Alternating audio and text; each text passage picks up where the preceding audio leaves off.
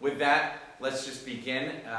We're very privileged to have Mr. William Hoffman here, a long-term friend, and somebody who has over 30 years of experience working in international brands and transitioned from a kind of traditional business background and working as an executive to owning a headhunting firm which focuses on nonprofit positions. And he now works together with leading nonprofit companies and organizations, finding them the right fit for their positions that they need to fill, and helping people who are looking to find a position to find the right position for them. So with that, we thank Mr. Hoffman for coming and helping us to get from the resume to the interview. I'm here tonight at the request of Rabbi David I was told the assumption was you all have, hopefully, good resumes that are ready, or if you're not already using them in your process. I'm here to talk to you about job search methodologies, pre-interview prep, and the interview. So that's kind of where I'm going to come from. I myself started out during college with internships at a small international company in the financial sector called Standard & Poor's, and I worked for them for 30 years. I started out in the financial analysis group, got very tired of that after 6 months, and was in sales all my career. So God blessed me with a sales. It's an art and a science to sales. So if you're ever looking to go into sales of any kind, I'm not talking about behind the jewelry counter or at a department store, I'm talking about corporate sales. There's an art. Unfortunately, there's no courses out there to learn about sales, but it's things like this. It's enterprise networking, where you're going to hear from executives around in different sectors that they can talk to you about their product, their services, and if you're interested in sales, how to get into that. There's an art and there's a science. I was blessed with the art, and you learn the science of selling as you go in your career. So after Standard & Poor's, I did some other kind of work, and then the recession comes around and not much to do for at the time, 55-year-old man who's competing in the job market with those in their 40s, probably, who have just as much experience and good things to bring to the table. So I was approached with different businesses, and I bought this company called the Joel Paul Group, which is, and you can Google it and look at our website anytime now or tomorrow, and it's 27 years old, specifically in the executive recruiting in the non-profit sector. That's who I am. All right, so just a quick poll. How many of you are currently employed? Okay. Anybody in school and doing part-time work or internships? Okay. And then those that are in either college or graduate school. Did I miss any category? Okay, good. Let me ask skill sets. Do we have anybody in IT or computers? Okay, finance, accounting, actuarial, sales. Okay, and then we have careers, whether it's lawyers. Okay, I don't think there are any doctors here. Ooh. Tell me, what do you? Maybe one day. What do you study? Surgery. Okay. Did I miss any job titles or categories that anybody wants to share? Okay, good. Okay, first slide. Where to learn about job openings. So I want, again, I'm not going to apologize, but I think it's fair to just review certain basics. If these are things that you're aware of or doing, it's always good to review and review. As I told some of the folks that were at the dinner that we just had, in today's environment, it's competitive that you cannot believe how many resumes are received. Those who weren't at the dinner upstairs, the question is, when a job is posted, I don't care if it's in the nonprofit sector, the for-profit sector, and it's on Monster, Hot Jobs, Hired, or websites that you might look at, how many resumes do you think a hiring department or a hiring manager gets after 3 days? 80. Come on, you were at the dinner. So they get about 80 in the first 3 days. Again, some could get 100, but Eventually, there are hundreds that go out, but in the first 3 days. So in your job search, there's nothing wrong, okay, with seeing the job and applying. But we'll talk about the process in a minute. So once you apply, all right, before you apply, I'm sorry, let me go back. It's in the applying process, you just can't take your resume version 1 and write a 2-sentence cover letter, cut and paste, click, and send to HR at. You'll see that that doesn't work, okay? Where do you learn about job openings? You got to talk to people. You got to network. Now, the second bullet, targeted marketing. What does that mean? At least from the nonprofit sector, and I'm sure it applies in the corporate world, you have a dream job that you want. You want to work for it. I'm just, you know, from the Googles down to the ABC distributing, all right? I want to work for them. Well, good. Go on their website. A lot of companies today have a job section. See what's posted out there. That's the easy way. Oh, they don't have a job section. Then it's going to next step. Go to internet resources, LinkedIn. Who do I know at ABC Distributing? Do I have a friend? Do I have a LinkedIn? Prospect, because if they don't have a job today, they might have a job in 3 weeks or 3 months. Get your resume into somebody. It's not always about the job being posted. It's about what's not yet out there to the public world, right? And that's called targeted marketing, where you kind of define, you can't do it to 50 companies. You'll just be spending, look, a job search is a full-time job. So for those of you who are working, it's a skill set to work and at your free time, not on your company's dime because they're paying you. That's a lesson you have to learn. Evenings, weekends, etc. But while you're in school or other things, your job market process is, like I said, targeted, personal contacts, networking, obviously internet resources. These are just to name a few, you know, where jobs are posted on. Professional and trade associations, community, and for my sector of nonprofits, there are agencies and community agencies, and of course, executive recruiting and career consultants. Does everybody know what a career consultant is?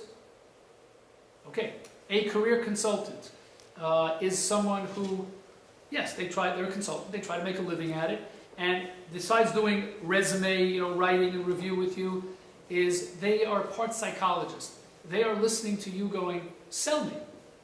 What are your skill sets? What do you want to do when you, quote, grow up? What do you want to do as a professional? And they give you techniques in how to, some of the bullet points that I'm putting up at the beginning, they will review with you in detail. They don't find you the job. They're not recruiting firms. But career consultants are very valuable if you find the right one and you recommend it to somebody that you want to, you know, work with to help you there. All right? Get to as many executive recruiters or recruiters by title that you can. It's a skill that executive recruiters, even any recruiters, recruiting firms are, you know, thousands out there. Find someone, again, through your network, someone you trust. Just not sending an email to a recruiting firm saying, hi, here's my resume. Do you have any jobs for me? All right? The attitude you're going to get is don't call us, we'll call you. But when you get introduced to someone through a contact or a friend to any recruiting firm, it raises you on the bar. So it's still a people business, still a networking business. Okay. Now you're up to the job application process. All right? Again, as I caveated, the value of your resume, all right, your resume is your mouthpiece. Your resume is, until I get to talk to somebody about a job or my career or doing anything, I've got to tell them who I am. So your resume is, you know, what you have to present. So what do you include in your resume and what do you exclude? If you're looking for your first job and you've done internships, internship is a job, it's just sometimes not paid or paid. So be specific and follow the resume, you know, bullet points of what you've done during your either summer or 6-month internship. All right? Now, include the internship only if it's related to the job you are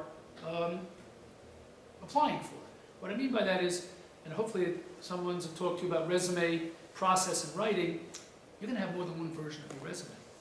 You can't lie and say where I've been or what school I've gone to and what my years of where I've been and doing something is, but you can, for example, if you are looking at a law firm and you had an internship at the local jewelry store, or whatever, you worked in the summer at a jewelry store, doesn't impress. Okay, it's just a filler on a resume. So you want to find, obviously if you're looking for a job in the job market, and you know you want to be an actuary, hopefully in the summer or two before, you've worked in an actuarial firm doing whatever they needed you to do, but it's a name, and you got bullet points of what you want to have on your resume. All right? If you were 16 years old and you were the swimming counselor at a camp in the summer, that doesn't go on your resume. All right? Unless you're going to be the program director at your local Y. That's good. All right? You have to understand what you're applying for and what your background is and what stage of the career you're in. All right? Second bullet point, and it's simple stated, but I always repeat it, don't lie.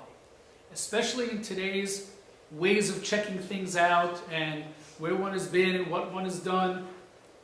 Be honest, be truthful of not only the name of the company you worked for and when you worked there, summer or full-time, but the bullet points of what you did.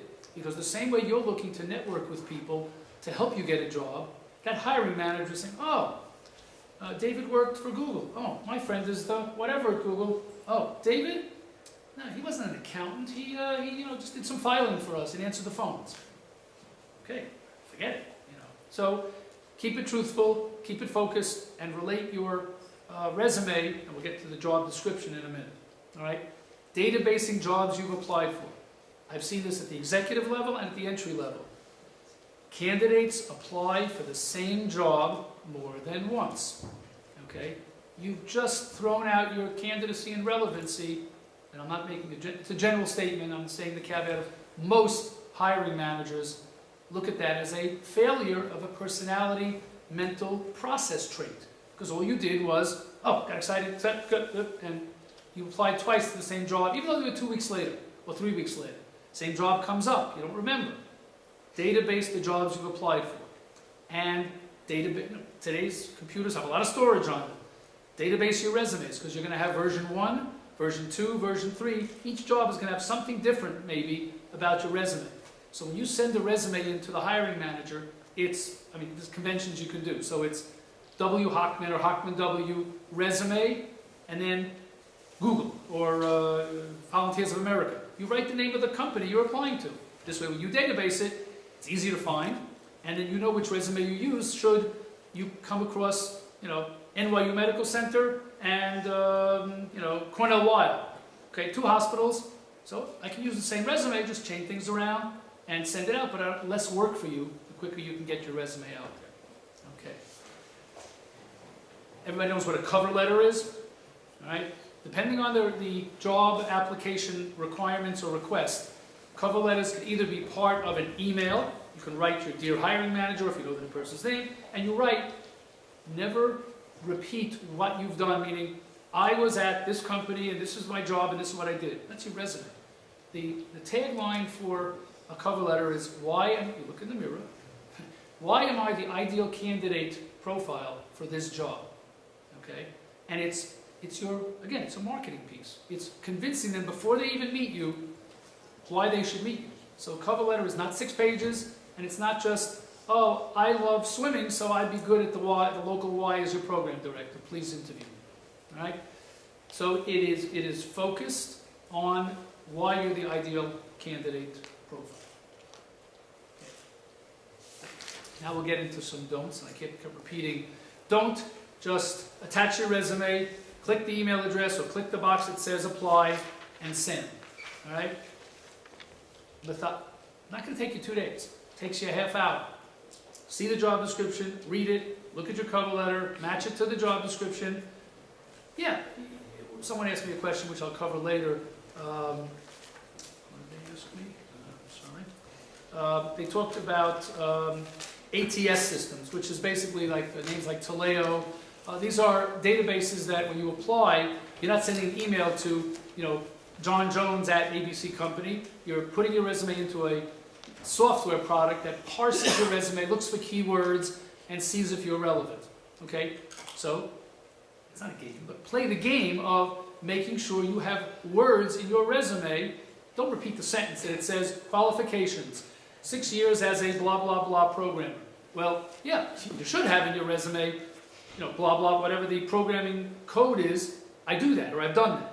That's relevant. Okay? but don't just take the whole sentence out of the job description and put it in your resume and copy and paste exactly what they put in.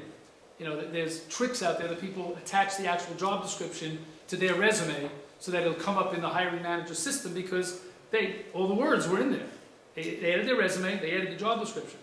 Well, the resumes still get printed out, so does the job description. The hiring manager goes, well, that was innovative, but, you know, waste of my time because he's not qualified. So you market yourself with your cover letter and your resume. And, like I said, don't immediately email whatever the email is at the bottom right away. Go back to that earlier page that I said about once you're set and once you click and send, then do your networking and see who knows somebody. And just don't call or email somebody saying, hey, I applied for this job, can you help me? Take a minute to your network contact and say, here's the link to the job I applied for. Here's the actual resume and cover letter I sent. Because you want your contact to be helpful, and in the quickest way possible, they're going to read the job description, they're going to read your resume even though they know you, and say, oh, he's relevant, she's relevant. And they write their little recommendation, hopefully, to the hiring manager, and maybe you get the interview faster than not getting it at all. But if you're not relevant, at least this contact's going to tell you, this was an accounting job and you're a lawyer. I'll give you ridiculous examples, but that does happen. All right? Last and most important, and it's a shame that my corporate colleagues and nonprofit executives don't do this, and I always recommend that even if you're not using us or a search firm, when you post a job, at the bottom where it says, send your application to or click here, big letters say, only resumes or relevant candidates will be contacted. Thank you. And then, when you don't hear from someone in 10 days, okay, you walk away saying that's what their job description said. It said, if they're not going to get to me, I'm not relevant. If they leave that out, technically, you have the right to say, well, hi, did you get my resume? I sent it 4 days ago. But then you become a pest. All right? Now, if you know someone introduced you, that's different. You know the hiring manager or whatever. But traditionally, if there's an email to send to, or, hi, I'm applying again, not sure you got my resume, I didn't hear from you, they're going to move on. All right? So don't pester the hiring manager, or especially recruiters. Again, I'm just speaking for the Joel Paul Group. Our mantra is we get back to every candidate who applies. Whether they apply email, whether they visit us, we tell them you're relevant, you're not, here's the process. We don't leave them hanging. I wish more companies and hiring managers would do that, but you have to be on the defensive. I mean, you can't be offensive and keep pestering and saying, I know I'm good for this job, I got to get it. And you have to put yourself in the hiring manager's position of what their day job is and what process they're going through. Okay, you've all heard the Fiddler on the Roof, Matchmaker, Find Me a Match. This is about first jobs or internships. Talked about it a little, but I want to repeat. Match your resume and the job description. Okay? Be upfront. Be proactive in your cover letter. As I said, today's world out there, it's so easy to Google sample cover letters. Okay? Now, one warning. Don't just take a sample cover letter and from the internet put it in yours and change 2 words. But use it as a guide. Use it as a template to get adjectives. The right words, not fluff. Hiring managers do not like fluff. They want practical wording, practical experience. Again, why am I the ideal candidate profile? So your cover letter is your mouthpiece. Use the tools that are out there from the internet, and you'll see which ones are, excuse my language, garbage, and which just because they charge, for $25 you can get blah, blah, blah, doesn't mean that they're the experts, okay? You got to look at different samples, and everybody puts their sample cover letters on the red, and you don't need to pay for, unless you want to go to a career coach and really, delve into something and invest in something. That's your choice. It's one way to do it. Doesn't guarantee you anything other than maybe if you connected with the right executive coach or career coach, you might get a little bit more of a professionalism. But not to push the enterprise network here, but courses like this of getting professionals who are in the HR world and resume writing and resume review. That's the best way. Attend as many of these kind of sessions so you walk away with not only knowledge but practical results. And I'm hoping as we continue that I'm giving you practical results. All right. You got to be convincing. You got to be serious for purpose and fit in your, again, cover letter and your resume. You got to convince. You're not desperate. If you show desperation in your writing, your resume, your cover letter, your phone call, whatever process you're using with contacts of networks or actual job hiring managers, who sometimes, the HR person will do a phone interview, all right? If you're not convincing on that phone interview, you're not going to the next step of interviewing with the hiring manager. You can't come out from desperation, whether you got laid off on your first job or you're trying to get your first job among the thousands who are coming out of college and graduate school. You got to be convincing. You got to take a job that you're liking. Don't settle, but if it's something that you think is marginally exciting, take it. Convince them, as I say here, that you're not looking for a rest stop, that in 6 months or a year when job market improves, I'm out of here. You have to convince them, why are you relevant? Okay, so in a year or two you got something. I came to you as a recruiter and I recruited you out. Good for you, good for me, and maybe that client will find somebody else. That's the way the world works. That's the practical world. But you have to be convincing.